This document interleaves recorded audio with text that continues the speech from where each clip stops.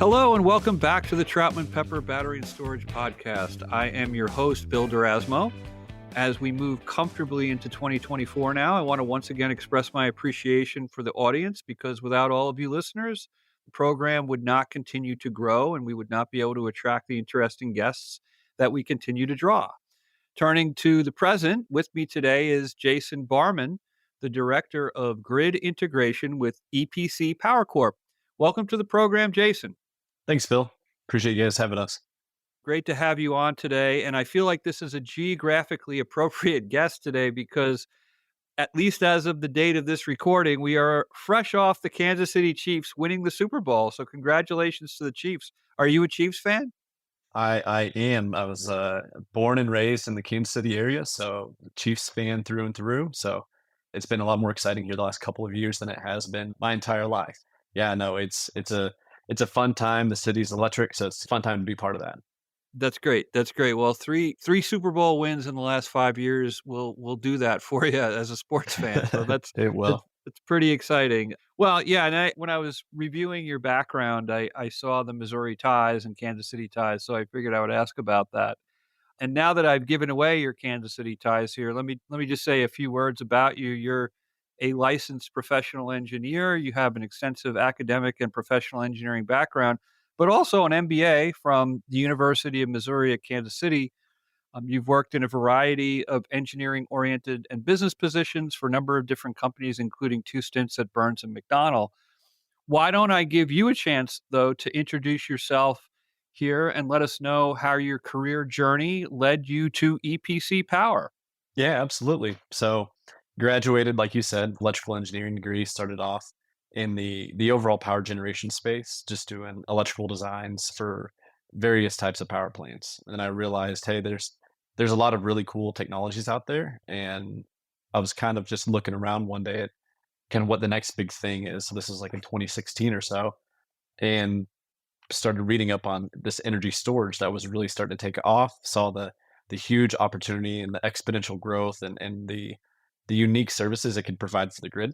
So I decided to kind of just jump on in, and I got to basically do that for 5 years. And it was all sorts of, we would, do kind of consulting, owner's engineering to detail design to, actually doing boots on the ground construction. So that's how I originally met EPC Power. We bought inverters from them. So I was a customer before I was an employee. So it was great to meet the team there, to interface with them. And what really struck me about EPC was, it's a US based inverter manufacturer, but it just seemed like the way that they go about business was just a little different as well. So it just seemed like everyone was a little more personable, and it just seemed kind of that startup vibe that I wasn't really used to from an industrial manufacturer. So I was fortunate enough to get a great opportunity to join the team almost 1 year ago now. I think I'm at like 11 months. So definitely exciting to be there. And yeah, as EPC Power continues to scale and grow, that's where I kind of fit in, is making sure that we do so in a responsible manner, and just yeah, it's been a crazy ride just the last 11 months. Well, you described EPC as a US based inverter producer, manufacturer. So tell me a little bit about that and why being US based gives you a leg up in today's market. That's an awesome question. So we have two manufacturing facilities for those who aren't familiar. One is based in San Diego. It's actually about 30 minutes north in Poway, California. And then the other one is in Greenville, South Carolina. So being a US manufacturer, it's our entire engineering team, our entire site support team, and the entire production facility is there in the United States. And for those that want to come see it, kick the tires, just check us out. It provides a lot easier to get to rather than trying to travel internationally over to Europe or to Asia. But also, it's when things go bump in the night, all of our core expertise is right there with most of the storage being in California. That's where our headquarters is. So you can get any number of our talented team out to your site. And in cases where there's a large amount of commissioning needing to happen to meet a project schedule, we're able to mobilize and get to site a little quicker than what some of our competitors are in that space.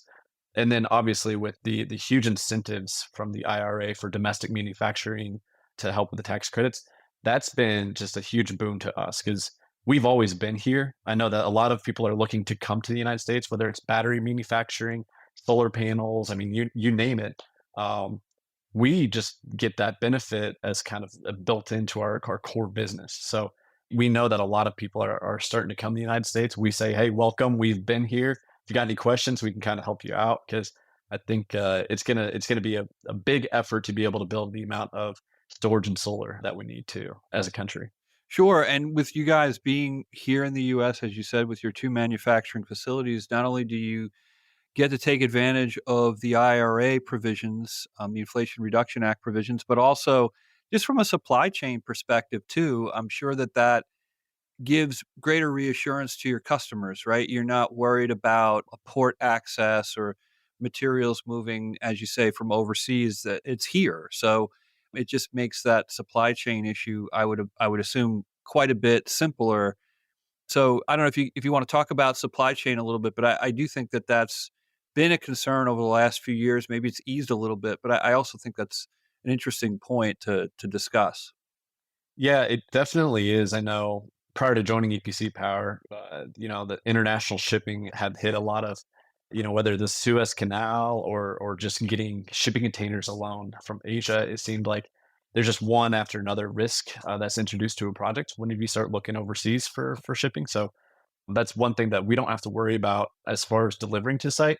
But obviously, our supply chain, we get our components from everywhere. We try to get as much of it here in the United States as we can, but it is something that it is not as much of a challenge, but I think it's still something that we don't want to take our eye off the ball. We want to make sure that we're still focused on that. But I always like to joke with some customers. They say, well, what happens if I have a broken part, or something that happens? It's, well, we got a couple gigawatts worth of spare parts just south of your site, about 30 minutes or so, or maybe a couple states away. So it is nice to be able to say, hey, look, this is one of our customers is going through a big challenge. Let's see how we can help them, even if we pull some units from manufacturing to be able to help them out. Oh, fantastic. Well, as this is the battery and storage podcast, why don't we focus on that for a moment? So, tell me about EPC's interest in the storage space and your personal interest in the storage space. Yeah, it's interesting because our technology, right? For those who maybe aren't as familiar with inverters, is we don't actually do the storing of the energy, but we do all of the charging and the discharging, kind of the active parts of a battery system. So the battery just sits there; it's a big reservoir, and we fill it up. So we are an essential component, though we are a very, very cheap component compared to the battery itself. It's an essential part, but and that's really one thing that I was reading the other day about storage facilities is that while the inverter might not be the most expensive part, it does play a critical role because it is what actually provides a lot of the maybe the ancillary service revenue. So if you're looking at like a fast frequency response or some type of black start capability where you're trying to re-energize a portion of the grid while it's down, all the way to some of the more advanced stuff that we're doing in Australia right now around like grid support, grid forming functionalities to help really stabilize these remote grid. They might have very wild swings in frequency or in voltage.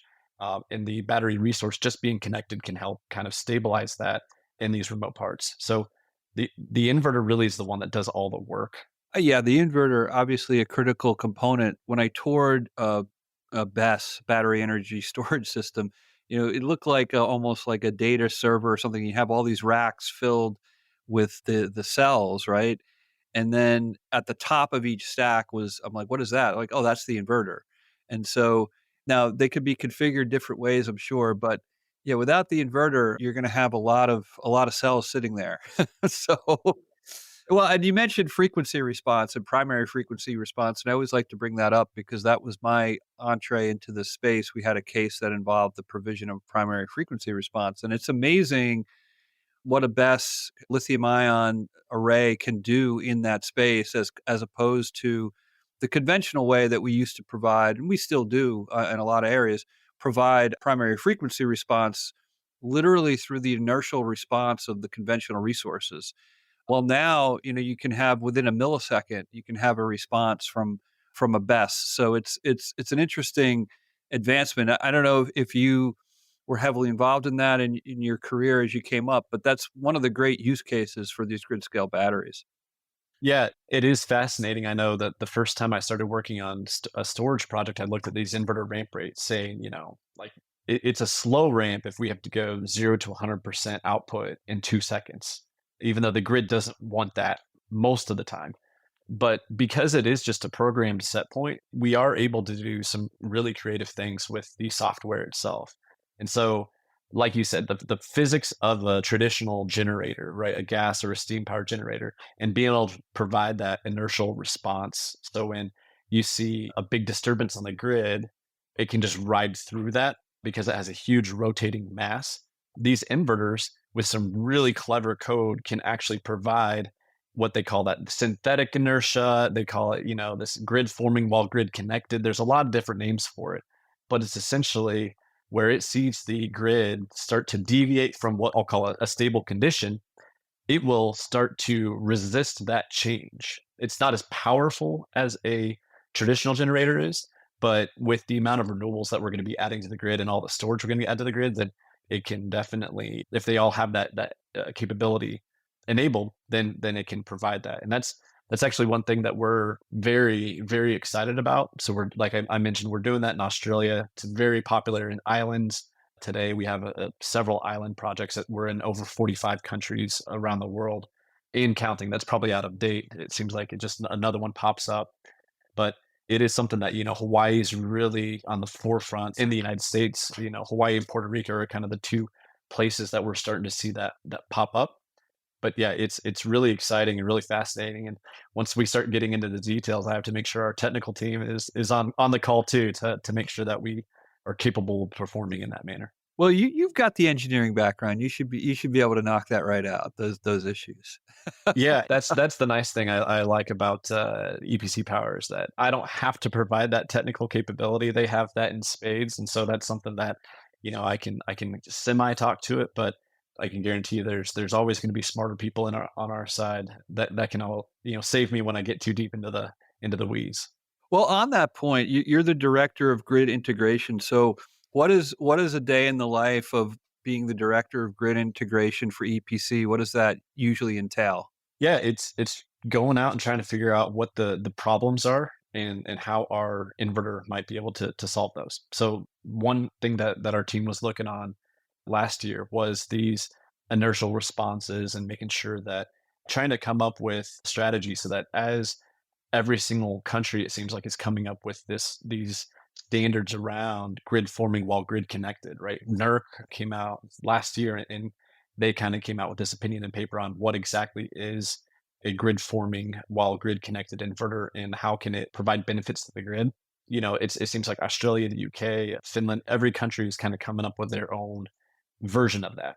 And so we're trying to make sure that there's nothing too far out of left field that we don't see coming, as well as trying to find other benefits that our inverter can provide today. So a lot of people are looking at, remote lines on their distribution system that they want kind of a UPS style pickup for an inverter, which requires a very quick ramp rate. And so that's something that we're looking for as well. So really just trying to figure out other parts of the big picture of the grid and where our technology can play best.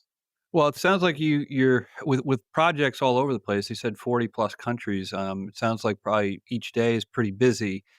What do you see coming down the pike in this market? You see storage being deployed obviously each year quite a bit more.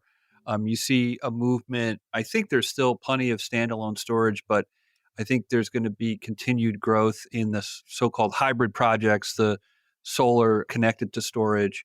So, what trends do you see coming down the pike in the marketplace? Yeah, the jobs are getting bigger. I think that the shift is going to be towards those co-located facilities that you talked about. That's something that we see that huge, massive amount of solar and storage in the interconnect. Obviously, some of the ancillary services seem to be kind of getting deployed and not really hitting their ceiling. But as you add more and more assets that are only doing ancillary services, it kind of depletes that resource. So yeah, definitely where you're seeing high renewables penetration, battery will go. I think that utilities are starting to get in the game too. So they're really starting to understand that they're able to start qualifying for some of these tax credits directly because the transferability portion of it.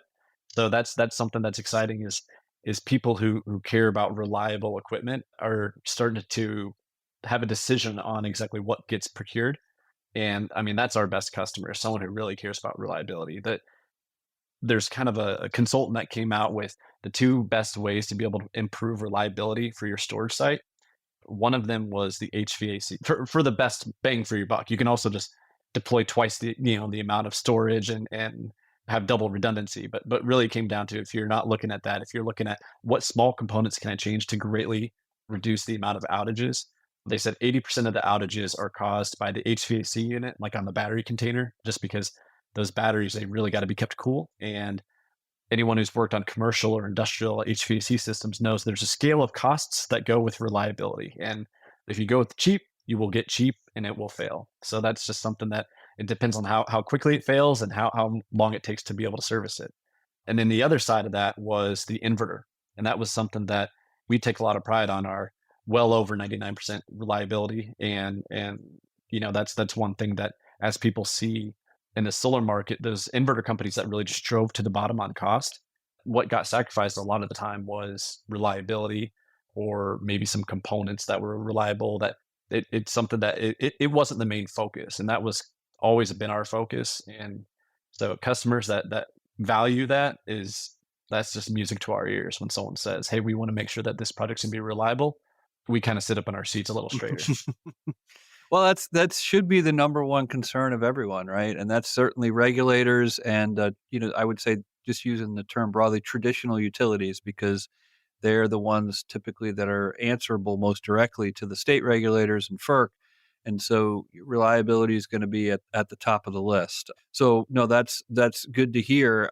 In terms of a typical project, if you're involved with providing the inverters for, say, a co-located solar and storage facility, how heavily involved would your company be in the integration of that site, or integration of your components into that site? That's a good question, and it really depends on like what the procurement strategy is. There's a lot of owners that might be looking at kind of buying inverters, buying batteries, buying solar panels, and doing it the integration themselves. And in that case, depending on that sophistication of that owner, depends on how much we play. A lot of our team has had experience as either on the integration side or on kind of the balance of plant side. So my background was in, I would design everything kind of on the site wide, so the balance of plant electrical systems. So I still have that experience, and I can still give some advice here and there when owners are trying to come up with a certain solution to make it work. And we have a lot of good partners, as far as like third party EMS providers that can build a system like that. But then on the flip side, for those that might want kind of a turnkey package, something that's proven, deployed, we've got a lot of great partners out there that they deploy a lot of our inverters, and they can make that customer's overall system work very seamlessly. And so that's something that, depending on kind of that procurement strategy, we're going to be involved either way. It's just, is it via one of our integration partners, or is it just directly? So Sure, and we see a lot of the turnkey model, right? The turnkey projects, so it's fairly common. And in terms of those hybrid projects with solar and storage, or wind and storage, so would your company provide the inverters for both the storage, the BESS, and for the renewable resource? that's a good question. Up until this last year, I would say, oh, we would stick to the storage piece. You can use our inverter as a solar inverter. It works. It's just we design it around a really rugged application, a very difficult application, and that is energy storage. And so it's not a great fit. It wasn't designed around solar. Whereas it seems like most of the products out there are kind of designed around solar and then applied to batteries. We kind of started with the opposite focus, but we are launching a product that we announced last year at RE Plus called the M, and it is going to be a solar and a storage inverter. Now we're still ramping up manufacturing for that, but in 2025 we'll have plenty of capacity, and we are excited that we'll slowly dip into that solar side, so we will be able to provide that inverter. But at least at the initial releases, it's going to be around storage first. But it sounds like for many of the people who probably are interested in this podcast who are in the storage space, it sounds like you've got the inverter that's designed specifically for storage. So that may be another sort of market advantage that you guys have, and it's an interesting focus. I hadn't thought about what you said, where a lot of times it was an inverter that was applied in a solar resource, for instance, and then try to apply it for storage. You guys are sort of the opposite. So it's interesting to hear. It highlights your company's focus on the storage space, which is interesting. Yep. Yeah, it's something that, our company got started doing, e-mobility, electric vehicles, the power conversion systems for, on e-transit systems. And over the years, that inverter, they found out whenever you're charging and discharging a battery, when you're bouncing it around all over the road, that's really rough on an inverter. And you also see some crazy high power demands whenever you're accelerating. But when you take it off the truck, you just kind of sit it down and you let it sit there and you charge and discharge from the grid at like a 4 hour dispatch or 1 hour dispatch, whatever the storage is, it lasts a lot longer and it's a lot more reliable. And so that was kind of that core technology that we applied from our e-mobility roots back in the day. And then we found energy storage. We said, okay, this is a great fit for how we've designed these components. So yeah, it's something that it just always made sense. Charging, discharging batteries is what our team knows a lot more than anything else. And I say batteries, but honestly, it's getting to the point where we're because we kind of have a team that's a little willing to be flexible and look at things a little bit differently. We're using our inverters today and hydrogen fuel cells and hydrogen rectifiers for electrolysis. That's a lot of people looking at that. There's a lot of incentives in that market. You've got the Hydrogen Hubs program for that. So that's something else that it's an easy fit for our application, and we're working with some of those vendors. So that's another part of my role is to try to figure out, well, what other markets can we grow into using our core technology and what we know. Well, a couple things there. One, on the hydrogen front, maybe we just come back to that in a second because I do think that's sort of the next, for lack of a better lack of a better word, the next big thing that's coming. I mean, we've talked about the evolution of technologies. There's a dash to gas, and then there was a lot of wind, and then solar, and then storage, and now maybe we're going to see a lot of hydrogen start to come on. So it's interesting to hear that you guys are positioning yourself for the hydrogen market and that you're already involved in it. So that's an exciting story in terms of looking forward. I don't know if you want to talk for a minute about hydrogen. Yeah, it's a really interesting market. It's something that it makes sense for us because of all the variations of how you make hydrogen.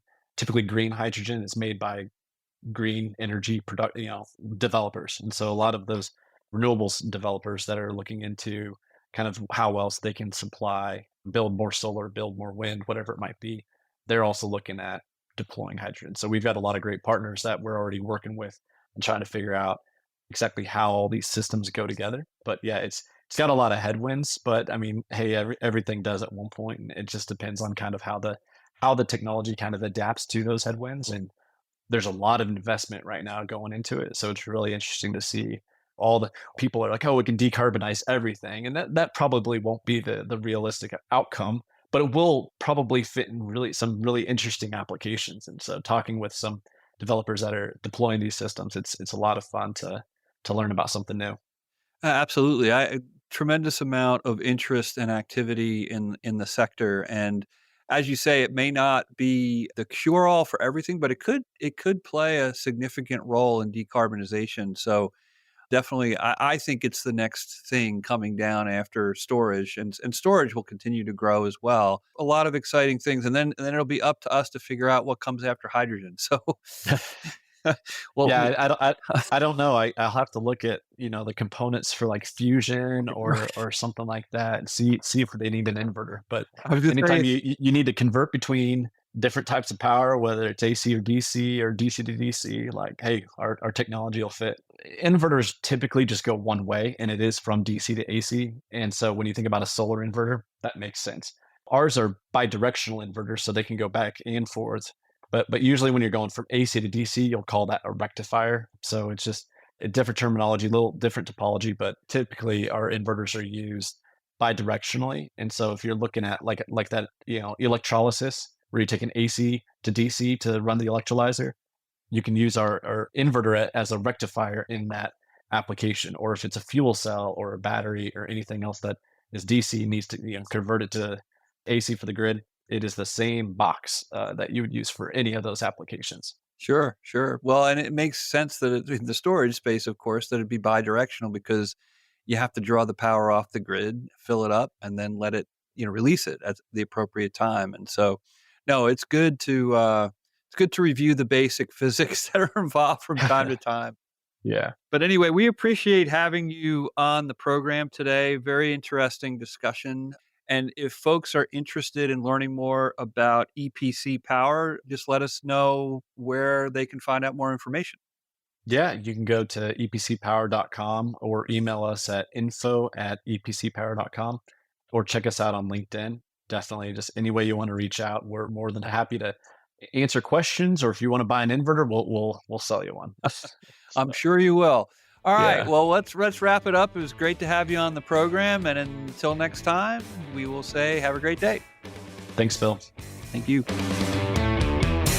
Copyright Troutman Pepper Hamilton Sanders LLP. These recorded materials are designed for educational purposes only. This podcast is not legal advice and does not create an attorney-client relationship. The views and opinions expressed in this podcast are solely those of the individual participants. Troutman Pepper does not make any representations or warranties, express or implied, regarding the contents of this podcast. Information on previous case results does not guarantee a similar future result. Users of this podcast may save and use the podcast only for personal or other non-commercial educational purposes. No other use, including, without limitation, reproduction, retransmission, or editing of this podcast may be made without the prior written permission of Troutman Pepper. If you have any questions, please contact us at troutman.com.